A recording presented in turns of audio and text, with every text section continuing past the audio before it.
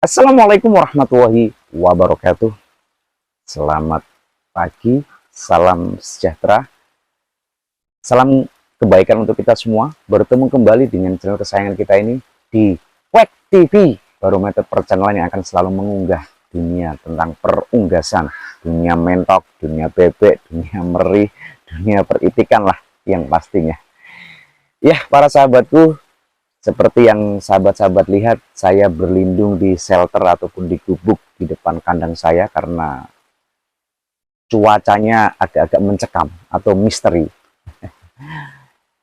Dalam keadaan yang gerimis, saya berlindung ataupun berteduh di shelter ataupun gubuk. Ya, alhamdulillah masih mempunyai manfaat. Dan mudah-mudahan saya doakan di pagi hari ini sahabat-sahabat semua yang menonton, yang ada di rumah, yang ada di seluruh Indonesia dalam keadaan sehat walafiat, tanpa kekurangan satu apapun, yang satu server sebagai pelaku peternak unggas selalu dalam keadaan sehat, ya, dijauhkan dari segala mara bahaya, dan pastinya dilancarkan segala urusan ataupun aktivitasnya dari pagi sampai nanti berkumpul dengan keluarga. Weekend ya hari libur, di mana aktivitas di hari Minggu ini memang seperti biasa. Tadi saya memberikan pakan dan mengambil telur. Saat itu pun tadi gerimis belum turun, tapi cuaca sudah mulai menampakkan tidak bersahabat ya, karena memang alam mempunyai beberapa mode ataupun ini ya, adaptasi musim ya. Ada musim kemarau, musim hujan, dan ini adalah pergantian dari musim kemarau ke musim penghujan. Di Pati sendiri dari semalam itu sudah ini ya, intensitas hujan sudah terjadi dari jam 20 waktu Indonesia Barat sampai menjelang waktu subuh ya, dini hari tadi. Dan itu akan mengakibatkan dampak yang signifikan pada unggas kita, pada bebek kita, yaitu produktiviti telurnya ya, yang pasti akan berkurang ya, karena cuaca dingin, lembab, dan itu adalah cuaca yang tidak disukai oleh unggas kita. Jadi kita harus hati-hati. Dan mirisnya lagi nih para sahabatku, untuk harga telur fertil ya, di Peking di kawasan Pati saya ini sudah sama dengan harga telur lokal ya, telur konsumsi ya. Jadi antara 1.900 sampai 1.850, luar biasa. Sementara harga pakan malah semakin meningkat ya. Ya inilah seni kita dalam beternak unggas. Kadang ada yang harga telur tinggi, harga pakan turun. Sementara harga pakan naik, permintaan telur semakin turun, akhirnya harga pun anjlok. Dan peminat para peternak unggas pun pasti akan berkurang karena berpikirnya harga pakan masih tinggi, sedangkan harga telur masih stagnan. Tapi itu kita nikmati, kita syukuri sebagai pecutan mental untuk kita, sebagai inilah ya, sebagai ilmu pembelajaran dari tahap ke tahap. Makanya sahabat-sahabatku yang ingin mencoba beternak unggas, sekali lagi saya ingatkan, lebih baik bertahap ya, step by step ya. Jangan langsung karena ada modal, tempat ada, dan segala macam sudah tersedia, langsung dengan populasi yang sangat tinggi. Jangan ya. Karena sesuatu hal yang instan, dengan cepat dan dengan instan, pasti tidak akan bagus ya. Harus kita belajar tahap-tahapnya, ada kekurangan apa, nanti kita sambil praktek dan sambil berteori. Seperti itu. Tapi saya yakin untuk saat ini para peternak unggas yang terkena dampak dari musim hujan ini pasti ada dampak dari penurunan telurnya ya. Dan buat kandang yang semi umbaran seperti saya ini pasti lebih merasakan dampaknya, karena bebek terbiasa dengan mandi ataupun dengan bermain di luar kandang, dan ini akhirnya harus mendekam di dalam kandang karena cuaca seperti ini.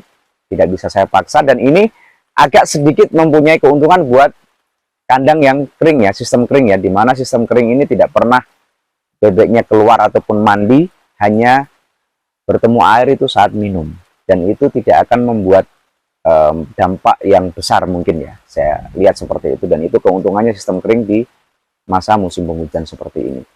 Banyak sekali yang harus kita kenali, gejala-gejala pada unggas kita ya, mungkin sistem kakinya lumpuh ataupun apa, itu pasti ada. Karena cuaca seperti ini kandang pun akan menjadi lembab.